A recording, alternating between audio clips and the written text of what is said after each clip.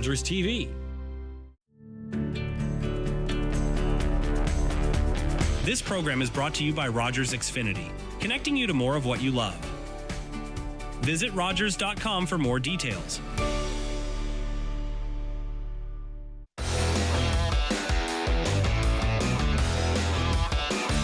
Welcome everyone, RTV Sports Rap back again as October slowly gets to an end. Playoff baseball is almost over. The World Series begins later this week, and the Toronto Blue Jays were able to come back down 3-2 and 2-0 in their series against the Seattle Mariners to clinch their spot in the World Series for the first time since 1993. And I know I got lots of happy Jays fans in the chat. I got a full house here today. Cajun Thiru, Thany Castleum, Manny Pava, JC Coots, and Michael Harris. Gentlemen, I think I'll go to you, Michael. I saw you flashing the Jays hat. I think JC wearing a Blue Jays shirt. Yeah. Michael, what was it like to see the Blue Jays be able to clinch their first World Series berth since 93? Well, yeah, you're right. I've got the LA hat hanging up behind me. I raided my son's room, actually, because I realized for some reason as a Jays fan, I have no swag, actually. So I can't get the hat down on my head, but I've got it. Yeah, what a game. I was at a meeting last night that I was the chair of, so I'm trying to rip through this meeting to get home and watch the game. Even had my wife watching with me in the basement. But what was really cool is my son and a friend picked up last-minute tickets, and so I'm at home watching all this excitement unfold, and my son and his friend are actually sitting at the left field foul pole as George Springer hits that home run. So just incredible, and all these memories that people, of course, the 48,000 or whatever get in the building, just so exciting. And to be around the community, right? Like, we know when Toronto sports teams are doing well, the energy that it brings to our communities throughout Southern Ontario, and for the Jays, of course, throughout Canada as Canada's team. I just think it's such a galvanizing thing for sports fans and for Canadians when that one Canadian team breaks through. And I loved, actually, my favorite part probably of that game was that Bassett got into pitch and did really well. You know, Bassett and Barrios, kind of the forgotten starters of the season. So for Bassett to get in there and pitch a great inning and really contribute to that win, I love to see that last night build on this whole idea of such a great team that the Toronto Blue Jays are. JC, I'm going to go to you now because I think we all remember going into the summer break just a few months ago. You were very pessimistic of the Blue Jays odds, and you weren't the only one. I'm not going to single you out that way, but you were rather open about your opinion of the team and how you didn't think they were going to play much of any good ball as the year went on. And then they go on that hot streak through the summer. They now make the playoffs as the number one seed in the AL, and now they're in the World Series. So how things can quickly change, even in baseball with 162 games. JC, what was your feeling like for the first time since 93 to see the Jays now going to the World Series? You know what? Never happier to be wrong in my life, and I'm very, very rarely wrong, unless you ask my wife. But you know what? It's amazing. I was 10 years old the last time the Blue Jays were in this position. In fact, I very distinctly remember being in third grade talking about the Blue Jays winning the pennant in 1993, and it meant that they were going to the World Series. I remember having the little souvenir Coke cans and buying those. And those Coke cans, by the way, are still in my mother's china cabinet. They're the trashiest thing in there, but they're still in there. And I have those and some other keepsakes from that first run, but you know what the funny thing was? I was never allowed to stay up and watch the games because they were on too late. They were on past my bedtime. Plus, my dad was more of an Expos fan, so I can kind of see why he wasn't going to let me stay up. He's like, I don't need to see those bums. So I didn't really get to see any of 93. I didn't see Joe Carter's walk-off home run live. But now I'm old enough and I control my own bedtime and I can actually watch the whole darn thing, although I will be tired for work in the morning. But it's so incredible to see it happen. The odds were not against them in this series. To lose the first two games and then have to go for the next three at your opponent's home field is not a thing that happens a lot where you see teams come back and win a series. I've said a few times on this show now that one of the big keys, I believe, is that it's that team chemistry, that bonding. I don't think it's fake. I mean, you see a lot of teams when they win championships who always say, you know what, my teammates are the greatest and we're the best and blah, blah, blah. But do you ever really think that it's true? When you interviewed George Springer, and he starts getting teared up talking about the other guys. And it's the same thing pretty much up and down the clubhouse. I mean, these guys really do support and care about each other. And when you have that kind of team environment, you don't necessarily need to have guys that like Shohei Ohtani, who can win a game on their own. They're an $8 billion player or whatever he's worth. You don't necessarily need the huge name stars. Sometimes having that collective, that closeness, and then all these little unsung hero pieces who aren't highly paid pieces, but they matter when it means the most, like Ernie Clement or Addison Barger, or guys that have come through and been clutch in this series that you don't necessarily see their name on a roster and it doesn't stand out at all. I mean, it all worked together to form the perfect mix somehow. And here they are in the World Series, which nobody would have thought. I think if you go back to even July, they were something like 80-1 odds. So, I mean, it was a far cry for a long time. But here are the Blue Jays. They've arrived. Well, I want to go to you, Manny, as one of the only non-Jay fans here, Tigers fan yourself. Now watching the Mariners, who just beat your Tigers, lose to the Jays and allow the Jays to go to the World Series. I have to ask you, you're one of the few people here who actually would have been able to watch the 93 and 92 playoff runs and watch them win the World Series. So what's it like for you to see the Jays now make it back to the big game? Are you saying I'm old? No, I was going to say experienced, Manny. I was going to say the words experienced. You're the most experienced member of the panel. I thought that was going to be the most respectful way I could do it. I could make the jokes, Manny. I could make the jokes, but I decided you're just the most experienced. You're just the most experienced, Manny. I am taking my pledge away from your hair challenge that we last talked about on the show that I was on. I doubt he was going to get rid of it. Listen, when you talk about the Blue Jays, you have to give them their flowers, right? When you think about it, they won 4 of 5 games after giving up the first 2 games on home field. So that's not easy to do. But I got to tell you, watching Game 7 last night, the stage was set. Like, I predicted George Springer was going to do something there in that at-bat. Didn't think it was going to be a 3-run shot. I thought he was going to drive in both of those runs. But the home run, what a great time for a Springer dinger. But I did not like the coaching of the Seattle Mariners. Why wouldn't you bring in your closer, Munoz, in the 7th inning? Because that was the game. Runners on 2nd and 3rd. This whole idea of traditional baseball that you save your closer for the 8th or even the 9th inning, you bring them in when the game is on the line. It just so happened that the game was in the 7th. The deciding factor in this game was in the 7th inning. I did not like that call from manager Wilson. In fact, I didn't think manager Wilson did very well in the Tigers series. The only reason that Detroit didn't beat Seattle is because of Detroit's bats. And I think that's the difference in this series is the Blue Jays don't necessarily have to hit home runs. They can get on base any which way.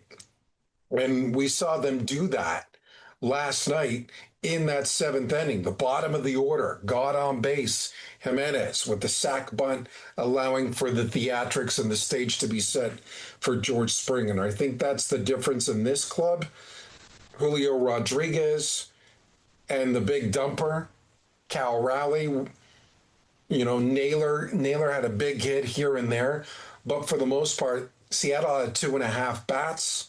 The Blue Jays had more bats show up in the series. And that was the difference. I'm thrilled. My brother's a Blue Jays fan. He's excited. I'm excited for you guys and the Blue Jays fans. It's great that Toronto is in the World Series. I think it's a great storyline, the way they did it. Very impressive. A team that led the majors and comeback wins. They do it again in the postseason. It's in their DNA. It was great to see.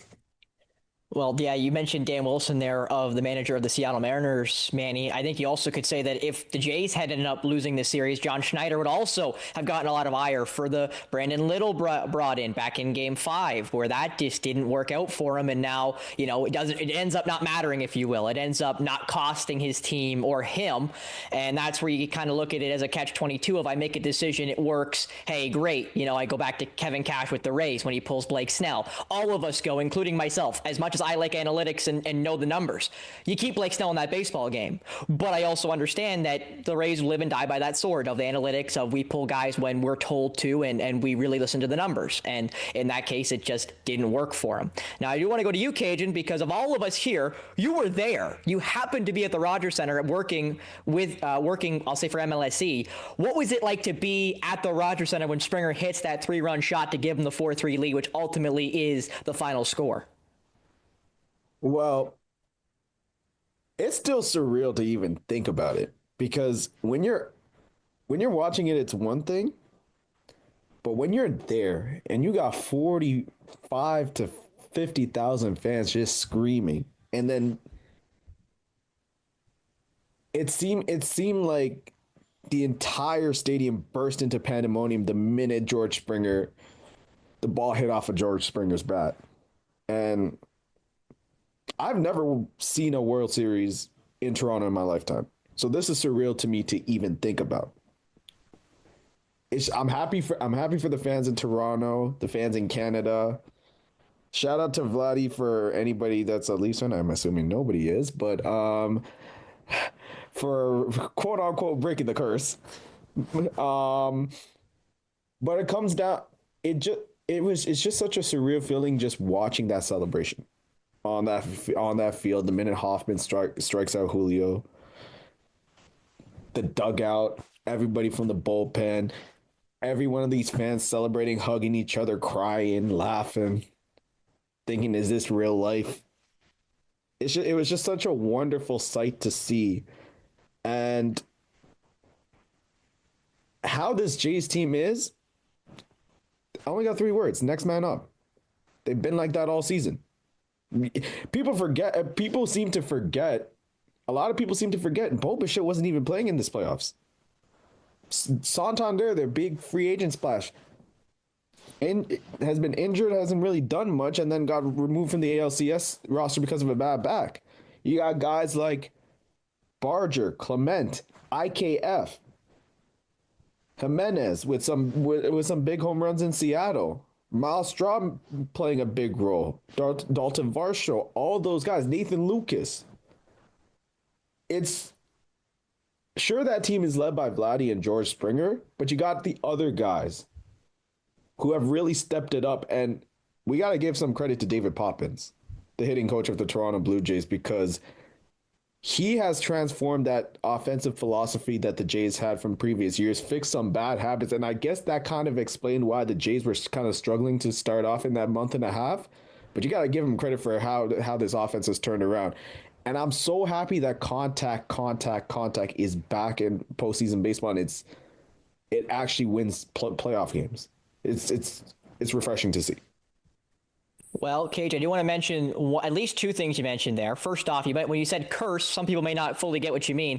You mean Vladdy came in with an Austin Matthews jersey on, and obviously that makes everyone kind of, bite their fingernails a little bit, because we all know how the Leafs perform in Game 6s or deciding games. You want to go back to Columbus in Game 5 in the play-in, but, I will slide over that for all the Leaf fans that just started crying a little bit at their television sets.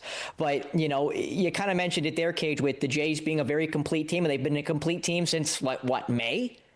They had when they gained the hot streak that's now continued into the playoffs, and now hopefully for Jays fans into the World Series. And KJ, I'm going to go back to you because we have to talk about the World Series. I do want your prediction for who you think wins between the LA Dodgers and the Toronto Blue Jays, but there's one thing I want to bring up. We always talk about payroll when it comes to the Yankees and the Dodgers, but the Toronto Blue Jays are 5th in MLB payroll at $255 million. That's a lot of money, obviously. Number 1 is the Los Angeles Dodgers, spending $350 million. They are $100 million over the 5th place team, 4 spots below them, and they're $100 million more than them. And the team they just played in the NLCS, the Milwaukee Brewers, are I think 22nd in baseball at 141 million. So again, just showing you the unfairness of the Los Angeles Dodgers is lineup. Cajun, who do you like going into the World Series?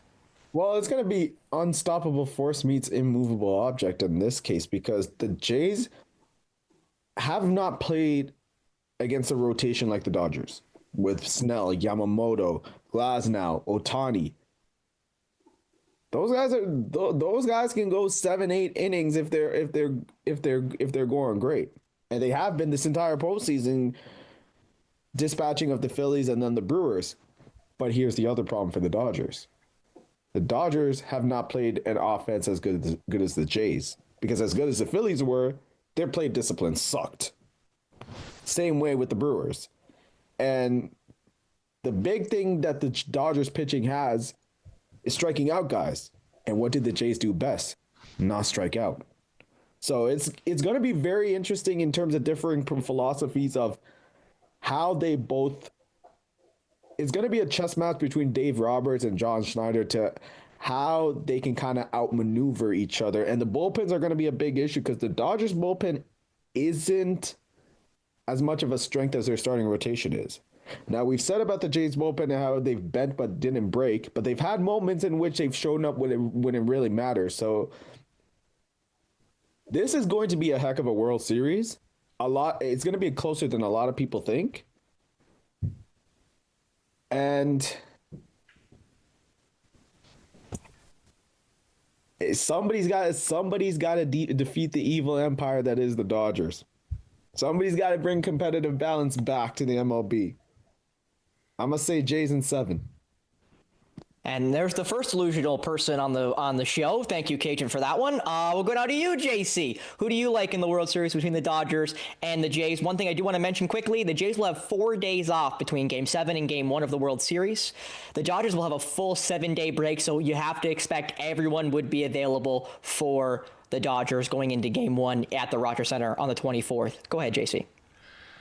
Yeah, well, I mean, a long break did nothing after beating the Yankees for the Blue Jays, then nothing like a short break in a 15-inning game did for the Mariners in those first 2 ALCS games. So I don't know that the breaks necessarily matter. I think that amount of time is a good enough amount of time for everybody that played in the game on Monday night.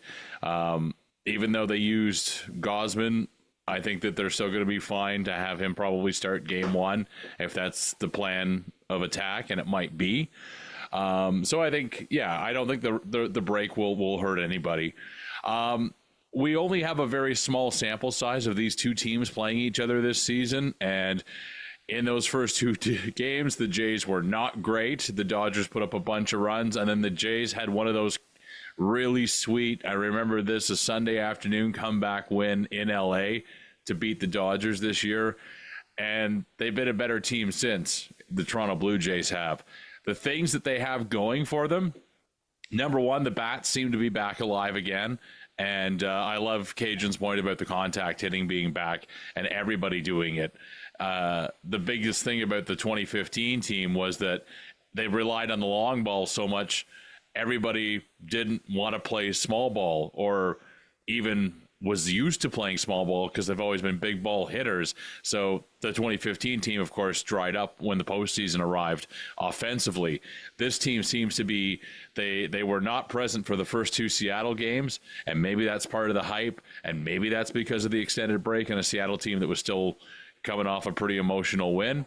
But I think now that they've rediscovered it, it's a good thing, but they can go cold, so you have to worry about that. The starting pitching, yeah, it's great in LA. It's a real strength of theirs. But at the same time, Toronto's been able to get to pretty good starting pitchers in the postseason, and they proved that against Seattle, who has a pretty good starting rotation. So as long as those Blue Jays hitters can stay hot, they should be okay. The bullpen gives me a heart attack every night. I think Brandon Little's probably on the shortest leash ever now, given what we saw from him. And hopefully Schneider learned a few lessons and maybe letting his starters go a little bit longer and trusting them if they're doing well and maybe picking the right guys in the bullpen. We'll have to see in this next round. The one thing I wondered if this was going to come back to haunt us and if it would be a Blue Jays LA matchup in the World Series. The Jays in the offseason were talking pretty heavily about Teoscar Hernandez and reacquiring him. Ultimately, he chose to stay with the Dodgers. But that's a guy that could be an X factor. So all of us Jays fans that remember those earlier teams and really love Teoscar, and I'm a big Oscar fan. Scar, I've yelled that a lot at the Rogers Center. We might not like him very much after this series because he could be a big factor. So who do you think wins it, JC? I'm going to say it's going to go 7 games, but I'm going to say flip a coin. I'm not picking a winner. It's going 7, though. It's going the distance. Wow. Lucas Ireland back on the show without even being here. The hedge has been made. I'll go to you, Manny Pave. I can tell your disdain for that answer. Who do you think wins the World Series between the Los Angeles Dodgers and the Toronto Blue Jays? JC says he's never wrong. He's wrong. Listen, if you're scared, as my good friend Fred Wallace says, get a dog. Okay? Pick a side. Get off the fence. Okay? Although I do love your Teoscar X Factor take. That was going to be my X Factor. I think Teoscar in the Rogers Center, used to that building, the stage won't be too big for him, especially since he played in the World Series last year. I love Cajun saying that Phillies had a lot of hit, swing and miss in their bats. The Dodgers did have something to do with that, right? Blake Snell, 8 scoreless innings, allowing 1 hit, struck out 10. Ohtani struck out 10. Yamamoto, a complete game, giving up 1 run. Those are some big arms. The Blue Jays are going to need to be that contact team to get the starters out of the game and get to the bullpen. Can they do that? I think they can. And aren't we forgetting that Shohei Ohtani put on the greatest athletic performance of anyone in any sport? Seriously. 3 home runs and 10 strikeouts. We can't debate that, right? Like, out of any sport, any athlete in professional sports, 3 gigantic home runs plus 10 strikeouts in the same game. Guess what, Toronto fans? Shohei is on a plane to Toronto, but he's got a bunch of Dodgers teammates with him. I think the Dodgers win. I would love for Toronto to win, but betting with my head and not my heart, I think the Dodgers win in 5 or 6, guys. Manny, I hope you're tracking the flight of Ohtani from LA to Toronto, just like the fans did before he signed with the Dodgers and deferred all that money. Michael, I'll go to you now with just a couple minutes before I want to hit the NBA. Who do you think wins in the upcoming World Series between the Jays and the Dodgers? Unfortunately, I will hope to be wrong in my pick here, and I do think the LA Dodgers are just too strong. I made the point last week, and it was brought up again tonight by you, the payrolls, right? It was kind of in the Final Four to have 3 kind of secondary markets. Again, Toronto's not a small market, but as far as fanfare and whatever through the major leagues, a secondary market with the one big team, the LA Dodgers. And so it would be great if that story could continue and the Blue Jays could topple. We can't call them the Evil Empire. That's your team there, Spencer, the Evil Empire that nobody needs to talk about anymore. So I'll go with, I do think that the LA Dodgers will win, but I think the Blue Jays will give them a run. And I think in 6 games, I think it comes back to Toronto, and the Blue Jays, even in defeat, can get a proper send-off by their fans.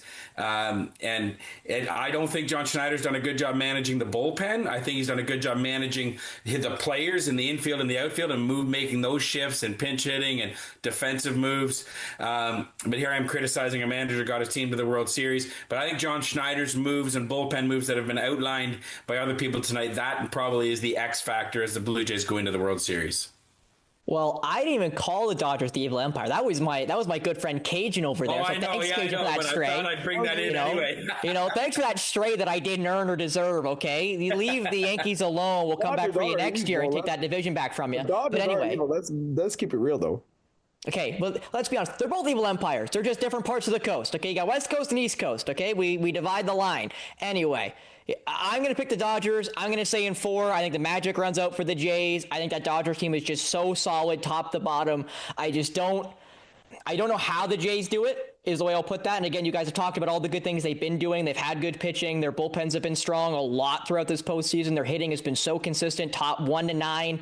I just look at that Dodgers lineup and I just think, how do you get through that gauntlet of great hitter, $30 million, $40 million, $50 million player? It's just, I think, going to be overwhelming. I think it's going to be a little too much for the Jays. But, if I'm wrong, happy for you, Jays fans. But, remember who's got all the World Series rings. But anyway, I do want to get to the NBA. We only got a couple minutes left, guys, so we'll try to go quick. I'll go to you, JC, here quick. NBA season starts technically tonight as we do this, so we have no prior information. Any teams you really like? You have an NBA Finals pick? Just any teams you think might surprise, or you just think are the cream of the crop? Well, I mean, looking at some of the projections, it seems like in the Eastern Conference this year, I think it's probably the Cavs. On paper, you could say that they will have a chance at winning the East. Knicks maybe finishing in second. When you look at the Raptors, man, they continue to build and improve, and they've got a lot of young talent right now that is getting ready for the next level. I could probably see the Raptors getting in, maybe finishing as high. Well, I think they'll sneak into the playoffs this year. I think there's a chance of that, but that's going to be seeing some of the young guys develop and continue to evolve and really showcase what they can do. Over in the West, though, I think it's the Thunder. I think they're flying high, and SGA is just going to continue to build on a monstrous season. And I don't know that anybody other than maybe Denver could possibly challenge them for the top in the West this year. Michael, any teams you like going into the NBA season? Well, Oklahoma City, I think they're bound to repeat. That's an easy one. I think they look really strong still and are young and energetic, and they will still be really difficult to beat. But two quick players I'm watching for the Raptors. How does Brandon Ingram fit in? He was excited to sign in Toronto, and it's nice to have a legitimate player, but he's hurt all the time. Can he stay healthy and contribute and fit in and continue Raptors' growth, as JC mentioned? And as Luka Doncic starts the season with the Lakers and it continues to transition from LeBron's team to his team, how does that storyline play out in Los Angeles? I think those will be two interesting stories to watch. Manny, I'll go to you next. Any teams you like going into the NBA season? If the Knicks don't win the East, that is a terrible, terrible franchise. Like, it's wide open for them to win the East. Like, I like Cleveland. They may finish with the best record in the East, but I just feel the Knicks are built differently, and they have a clutch player in Jalen Brunson. With the injuries to the Pacers and to the Celtics, it's set up for the Knicks to get to the NBA final. On the other hand, the West is loaded.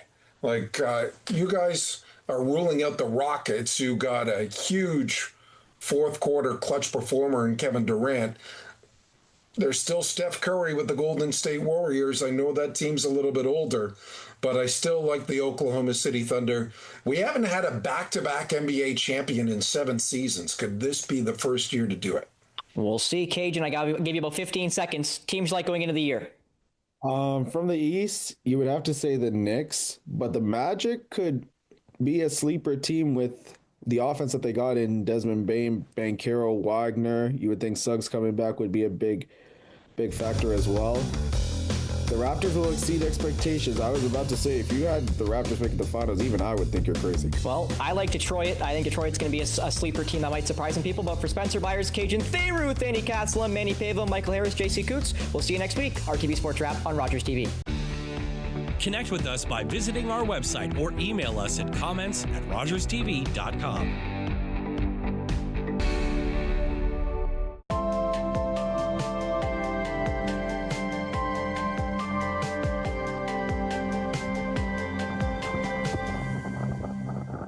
Hi, I'm David Shearman, host of Politically Speaking on Rogers TV. Join me this fall for more interviews with our local, provincial, and federal politicians. Politically Speaking on Rogers TV. passionate content creator ready to expand your audience reach? Do you have unique stories, captivating hobbies, or special interests that deserve a spotlight? Rogers TV is here to amplify your voice within the community. We offer you the platform to broadcast your content to a wider audience. And the best part, it's completely free.